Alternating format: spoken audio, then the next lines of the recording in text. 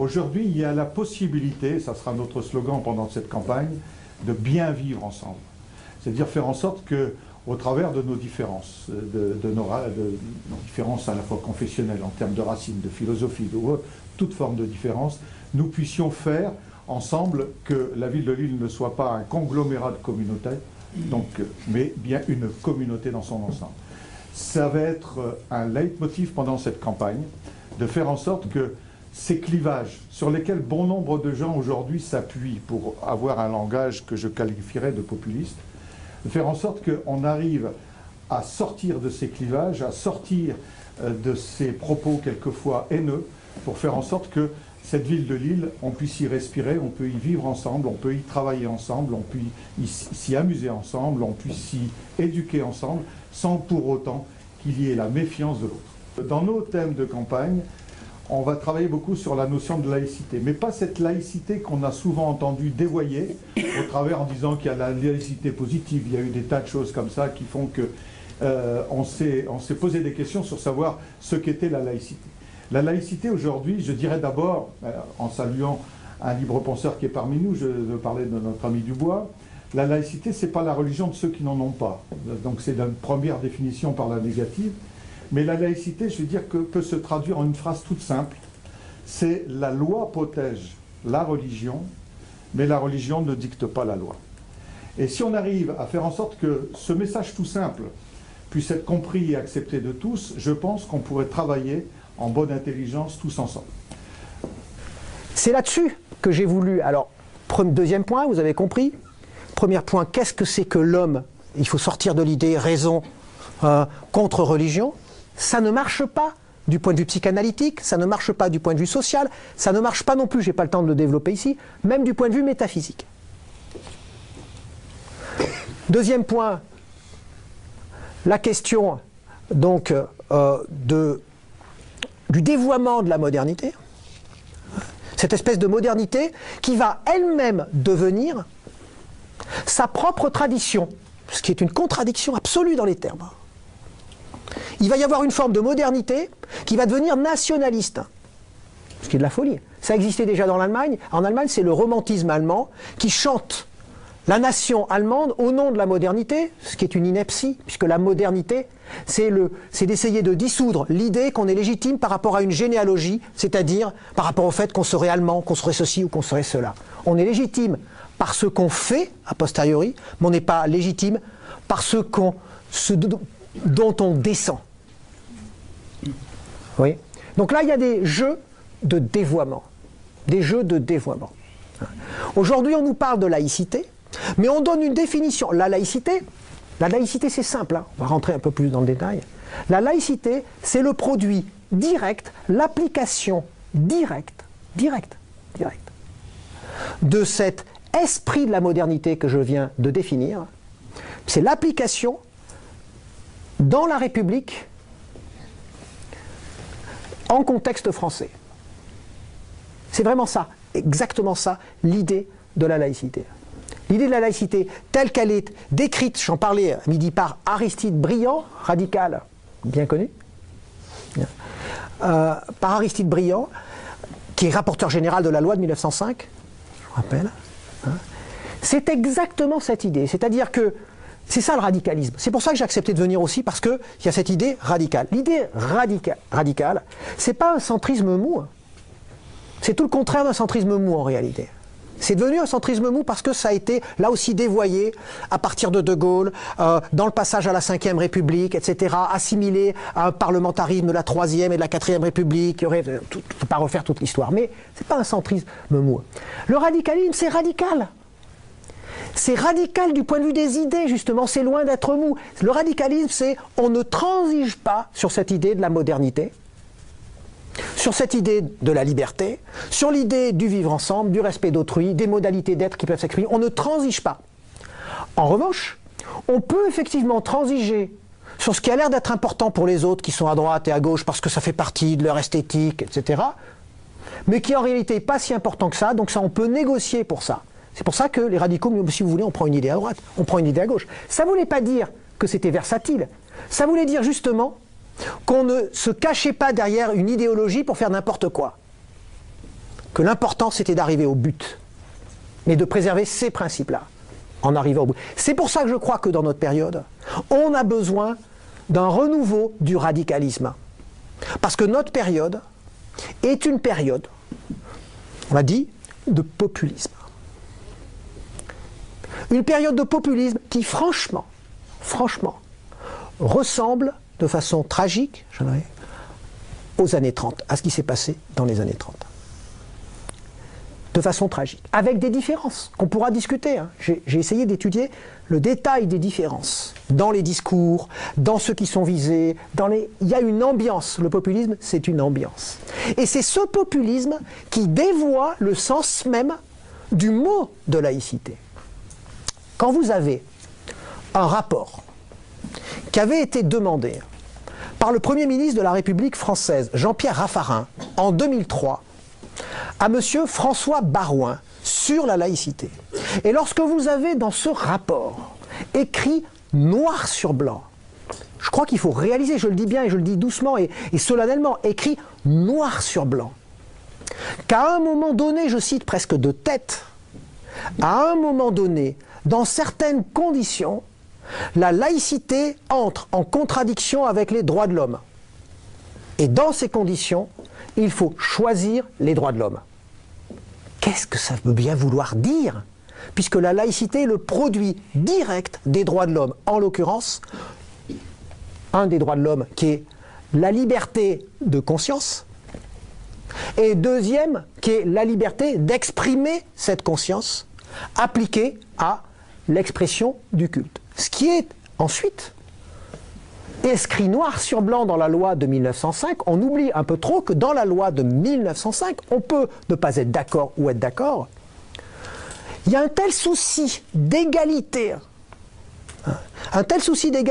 y compris des différents cultes, qu'il est prévu, il est écrit noir sur blanc, que l'État se doit de permettre le libre exercice des cultes, mais que si certaines, on dirait aujourd'hui communauté, c'est pas le mot qui est employé, mais n'ont pas la possibilité d'exercer leur culte dans de bonnes conditions d'hygiène, etc., eh bien l'État doit les aider. C'est pas ce qu'on imagine, la loi de 1905. Il faudrait relire un petit peu cette loi. Donc, qu'est-ce que ça peut bien vouloir dire? Que la laïcité est en contradiction avec les droits de l'homme. Moi, je vais essayer de comprendre ce que ça veut dire psychanalytiquement, psychologiquement, puisque du point de vue juridique, ça ne signifie rien. Du point de vue de la philosophie politique, c'est une absurdité totale. Mais en même temps, ça veut dire quelque chose. 2003, il se passe énormément de choses en 2003. En 2003, mars 2003, c'est le conflit irakien, l'attaque américaine en Irak. Et pour la première fois depuis un demi-siècle, la première puissance mondiale, les Américains, ne demandent pas véritablement leur avis aux Européens. C'est-à-dire qu'ils passent complètement par-dessus les Européens. Ça va être, en gros, cette fois, les Européens, c'est plus un boulet que des alliés. En plus, ils n'arrivent pas à s'unir, ils n'arrivent pas à s'entendre. Ils sont sans cesse en train de tergiverser. Ils se prennent pour le centre du monde alors qu'ils ne le sont plus depuis longtemps.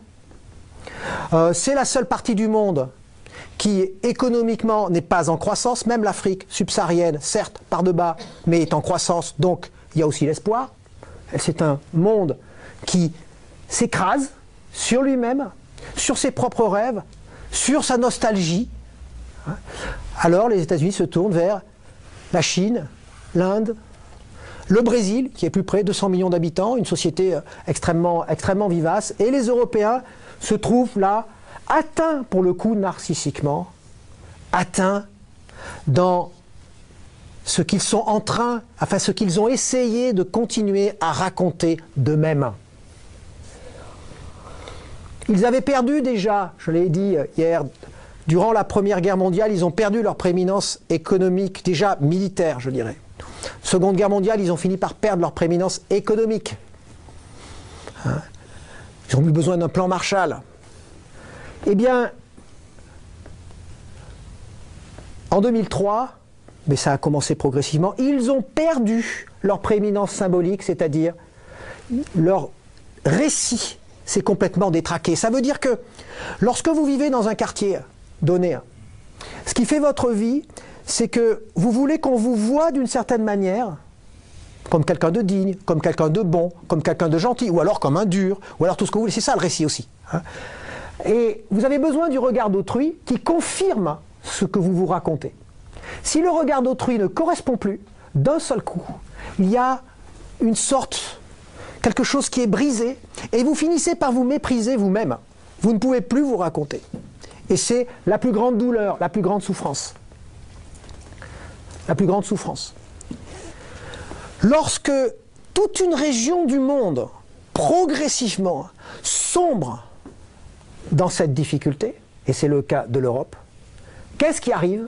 Eh bien, ce qui arrive, c'est que l'Europe, je fais très vite, parce qu'évidemment, le fait de dire l'Europe comme ça, c'est un peu trop global, mais enfin, tous les sondages montrent, on le trouve, je pense, au sondage qui est paru fin du mois de janvier, qui avait été demandé par le laboratoire Cevipof et par Le Monde, conjointement, et qui montrait que 80% des Français, je crois, au moins 70%, je ne veux pas exagérer, mais c'était au moins 70%, leur frayeur absolue, c'est la globalisation, le capitalisme, enfin tout ce qui a l'air d'être extérieur, des sortes de forces gigantesques, qui seraient impersonnelles, irréversibles, parce que juste en dessus, leur sentiment dominant, c'est un sentiment de déclin, et je pèse mes mots, de déclin irréversible. Ça veut dire qu'on ne peut plus rien faire. Et puis juste après, qu'est-ce qu'on a? Progressivement, on a, comme on ne peut pas personnaliser le capitalisme, la globalisation, l'Inde, la Chine, etc., on a le passage aux ennemis de l'intérieur qui, au fond, sont les vrais responsables de cette calamité qui nous empêche de nous raconter. Les musulmans, l'islam, l'islamisation. Et avec cette idée dans l'islamisation, et on voit bien que c'est l'islamisation qui est en jeu, cette idée que ces gens-là veulent imposer leur mode de fonctionnement. C'est écrit texto dans le truc. Texto. Et à la suite, on a comment est-ce qu'on peut s'en sortir? Et là, c'est le pompon. 87%, là le chiffre, je m'en souviens précisément, 87% des Français, donc c'est pas une question de droite, de gauche et de je ne sais quoi, 87% des Français, c'est pour ça qu'ils ne sont pas là aujourd'hui, c'est 87%. 87% des Français, ils disent, le seul moyen, c'est un vrai chef. Un vrai chef. Voilà. Ça, c'est cet ensemble-là, c'est ce qu'on appelle le populisme. Et le populisme en particulier, il est fondé sur une chose, l'appel au peuple. L'appel au peuple, mais comme une sorte de fiction qui permet n'importe quoi, et qui permet de dire n'importe quoi au nom de cette espèce de, ce que j'appelle là, alors je l'appelle d'un terme un peu technique, la subjectivité abyssale du peuple, c'est-à-dire qu'on ne peut rien dire contre le peuple. Ces subjectivités abyssales, dans le sens commun, on va appeler ça son bon sens. Un certain nombre d'évidences, ça va de soi. Moi, combien de lettres, j'en reçois aux alentours d'une quarantaine par semaine d'insultes, de gens qui m'envoient des lettres et qui me disent « Vos chiffres, ce que vous nous expliquez sur l'islam, tout cela est faux ». Non pas en essayant de le démentir scientifiquement, mais tout cela est faux parce que je vois bien que c'est faux en sortant de chez moi. Ça va de soi, c'est l'évidence. C'est comme ça, vous nous racontez n'importe quoi. C'est classique de ces périodes. Alors je dis que le grand danger dans cette situation, le grand danger, il faut bien comprendre que ce danger est imminent, ce n'est pas une extension de l'extrême droite, et je tiens à cela. Je voulais appeler, je vais sortir un livre de conversation sur ce sujet en septembre, qui s'appellera « Ce populisme qui vient », à la suite du mythe de l'islamisation, où je parle déjà un peu de ce populisme. Mais au-delà de l'islam, du rapport à l'homophobie, à toute une série de choses, retour de cette idée de civilisation et de culture, ce qu'il faut bien comprendre, c'est que tant que l'extrême droite est de l'extrême droite, c'est sûr c'est un problème. Même quand l'extrême droite élargit sa marge, au point d'arriver au deuxième tour des élections présidentielles, c'est un problème. C'est même un peu traumatique. Mais d'un autre côté, au deuxième tour, c'est 80% contre. Pourquoi? Parce que ça reste certes une marge qui peut prendre beaucoup d'espace, mais qui est à la marge, parce qu'elle est extrême du point de vue idéologique. et parce qu'elle reste marginalisée par les autres. Ce qui est en train de se passer depuis 2003, progressivement, c'est quelque chose d'infiniment plus grave. Ce n'est pas de la protestation, c'est dans toute période populiste, c'est comme ça que ça se passe, c'est comme ça que ça s'est passé dans les années 30, c'est la collaboration, voire le croisement contre nature de ceux qui se voient comme progressistes et de ceux qui se voient comme traditionnalistes, qui sont d'habitude séparés à droite et à gauche de l'échiquier, et qui vont se retrouver dans un discours qui va devenir le noyau de l'échiquier politique, ce à quoi nous assistons. C'est la transformation de l'ensemble de l'échiquier politique avec cette nouvelle idéologie qui se veut à la fois progressiste et traditionnaliste, au nom de la vérité du peuple, à qui on peut faire dire n'importe quoi, et qui se situe au milieu de l'échiquier politique. Et c'est ça qui est en jeu, parce qu'en réalité, quand on vous parle de laïcité aujourd'hui, et ce n'est pas seulement le cas de la France, c'est en fonction des valeurs centrales de cohésion du pays dans lequel on se situe. En France, c'est la laïcité. Mais vous allez aux Pays-Bas, on va vous dire liberté. Les partis de la liberté, qui portent ce nom aujourd'hui dans les pays du Nord, ou en Autriche, où on va même employer le mot démocratie, en réalité, ce sont des partis populistes qui sont pour la limitation de la liberté réelle et la limitation de la démocratie. C'est là où ça devient étrange. C'est-à-dire que ce qui va se passer, c'est que, on va dire, ce qui compte, c'est la défense de notre culture qui est attaquée. C'est ça ce qui va être. Et le peuple le sait bien dans son évidence quotidienne. C'est la défense de notre culture. Mais dans cette culture, on va mettre à la fois Clovis, le vase de Soissons, je ne sais quoi, et la laïcité, la République, etc., de façon quasiment équivalente. Et dans tous les cas, on va donner une interprétation exclusive de la laïcité qui en réalité est faite pour inclure. On va renverser, on va dire, pour défendre la République, pour défendre cette culture, on peut se permettre, paradoxalement, de transgresser le fondement de la laïcité, c'est-à-dire les droits de l'homme. Ce n'est que comme ça que c'est explicable, cette contradiction. Et cette contradiction, comment est-ce qu'on arrive à le justifier à ce point? Eh bien, on le justifie par la vision d'urgence. Vous le savez bien, quand on est en situation d'urgence, ou du moins quand on se pense en situation d'urgence, on se permet de faire des choses qu'on ne se permettrait pas de faire autrement, parce qu'elles seraient parfaitement injustifiables vis-à-vis de nos principes fondamentaux, même individuellement. Mais quand on est en situation d'urgence, que c'est une question de vie ou de mort, que le bateau coule, eh bien à ce moment-là, on peut faire des choses légitimement parce qu'il s'agit de sauver l'essentiel. Et c'est là où il y a essentialisation de l'essentiel. L'essentiel, ça serait cette laïcité. Mais ce faisant, on défend la laïcité, mais en la transgressant. C'est pas grave, parce qu'on sauve l'essentiel.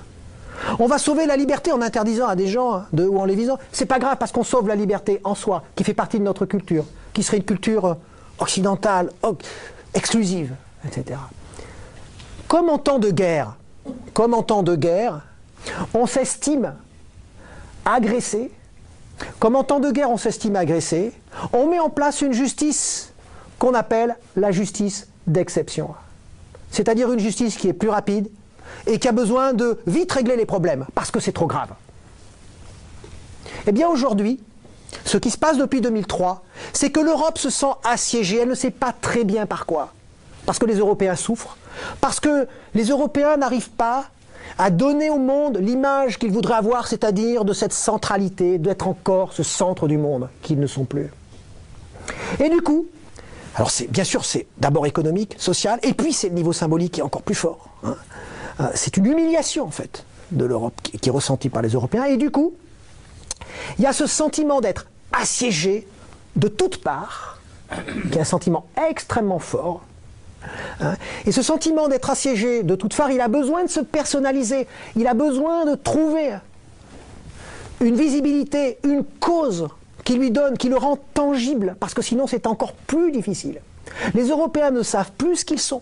Ils font, depuis 2003 aussi, des débats sur l'identité nationale, qui finissent par dériver sur est-ce qu'on les racines chrétiennes de l'Europe, de ceci au nord, est-ce que c'est plus ceci, plus cela, plus protestant, plus je ne sais quoi.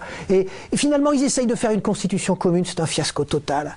C'est qui serait la seule manière d'exister, non pas comme le centre du monde, mais comme une partie encore notable du monde. Excusez-moi, je voudrais intervenir, mais est-ce qu'il y a une véritable conscience européenne ? Justement. On ne réagit pas plutôt par pays, par État. C'est parce qu'il n'y a pas. La crise ne serait pas à ce niveau-là. C'est parce qu'il n'y a pas. Alors je pourrais vous montrer le détail, ce que j'ai montré dans le livre, c'est que progressivement depuis 2003, c'est constitué une conscience européenne qui n'existait pas, mais une conscience européenne en négatif. Une conscience européenne de défense. Et c'est là où l'islam entre en jeu, ça tombe bien, c'est exactement ce que j'allais dire, c'est que les musulmans sont... Enfin, l'idée d'islamisation, c'est pas les musulmans, parce que les musulmans, ils sont pris en étau dans cette espèce d'idée de mythe de l'islamisation, cette idée qu'il y aurait un rouleau compresseur. Les musulmans vont représenter le négatif de cette conscience européenne qui ne se trouve pas. C'est-à-dire que comme on prend une photo, on n'arrive pas à trouver le côté positif de la photo, les musulmans, c'est le négatif de la photo. C'est-à-dire, on croit savoir ce qu'on est, alors que la conscience européenne, elle a pu progressivement se construire, mais c'est pas quelque chose de réellement existant. Mais là, comme on se sent tous cernés, hein, moi j'étais dans un procès au tribunal de grande instance de Paris, à l'invitation de la Ligue des droits de l'homme, qui attaquait le site Riposte laïque, qui disait « Islam dégage », pour savoir si ça s'adressait aux musulmans, ou si ça s'adressait seulement à la doctrine. Si c'est la doctrine, on a le droit de dire ce qu'on veut. Si c'est aux musulmans, ça veut dire que c'est une atteinte quand même à l'intégrité morale des personnes. Bon. Eh bien, ils avaient mis comme témoin qu'il y a islamisation. Ils avaient fait venir Oskar Freisinger, qui est le député qui est à la tête du parti, qui a fait la votation suisse contre les minarets. C'est-à-dire qu'il y a des ligues. Parce que je montre dans le livre, c'est qu'il y a des ligues, au sens où il y avait des ligues, qui se nomment elles-mêmes ligues, des ligues anti-islamisation qui se sont constituées à partir de 2003, partout en Europe, liées au mouvement de hooligans, avec le rapport... On est dans une sorte de nouveau nationalisme qui se justifie par une essence européenne, dans chacun des pays, avec les caractéristiques de chacun des pays. Et cette espèce de vision en négatif, elle se refuse à voir ce qui se passe vraiment chez la multiplicité des musulmans. D'autant plus qu'effectivement, il y a le terrorisme islamique.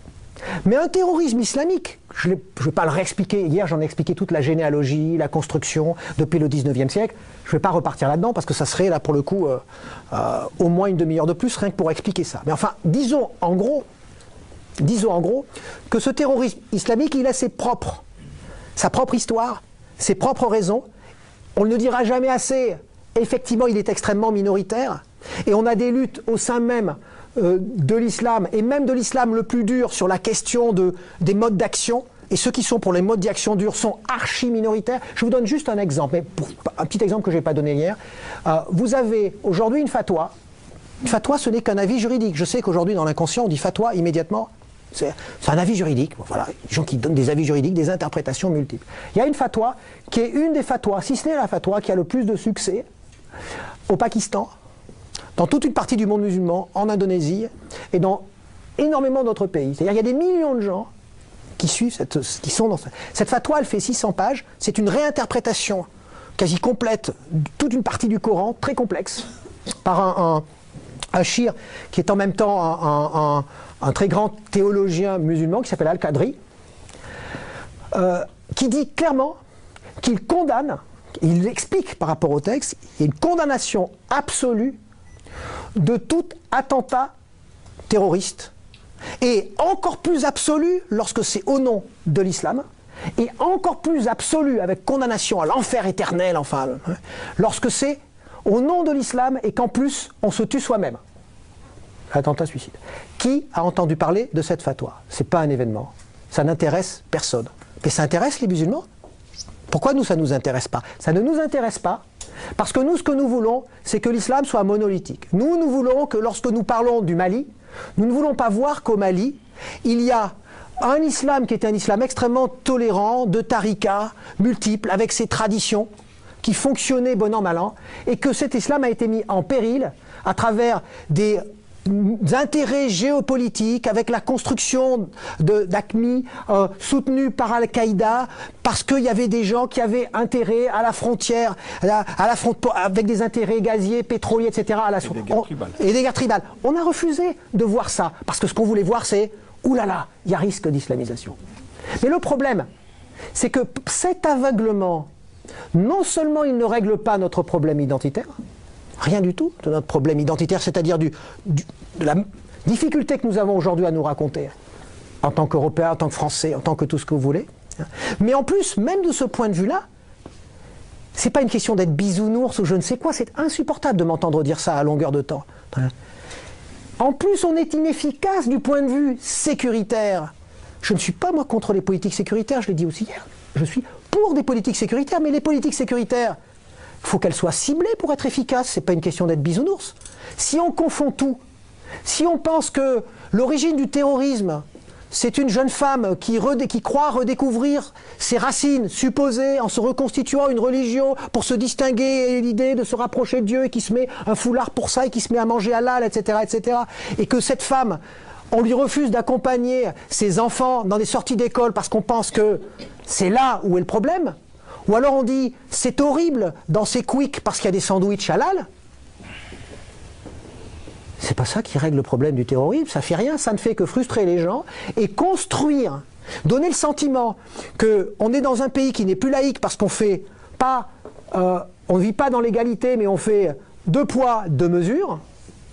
Et du coup on crée de la frustration. Et la frustration, qu'est-ce que ça nourrit? Ça nourrit la volonté d'en découdre et donc des formes de politisation qu'on voudrait absolument éviter. C'est ça, je vais vous dire, moi c'est pour ça que je m'engage, parce que c'est ce que j'ai vu, c'est ce qui est en train d'advenir sur le terrain. C'est ce qui est en train d'advenir sur le terrain, concrètement. Justement, ce n'est pas de l'angélisme, c'est de l'efficacité. C'est de l'efficacité. D'abord, peut-être pour régler ce problème du terrorisme, des difficultés qu'on a, mais surtout pour régler un problème beaucoup plus profond, qu'est l'état de l'Europe aujourd'hui. Parce que l'Europe, c'est encore le produit intérieur brut le plus important de la planète. Peut-être pour plus longtemps, mais c'est encore ça. Il y a énormément d'enjeux, énormément de choses du point de vue économique, social, du point de vue des relations qu'on pourrait avoir avec nos partenaires. Mais au milieu de ça, on a cette rupture de récit qui embrouille tout, qui nous fait désigner, quoi ? 4% de la population européenne qui, statistiquement, constitue la frange parmi les plus pauvres des populations européennes, qui ont le moins accès aux médias, qui ont le moins accès aux politiques. Objectivement, c'est ça qui met en péril la puissance européenne.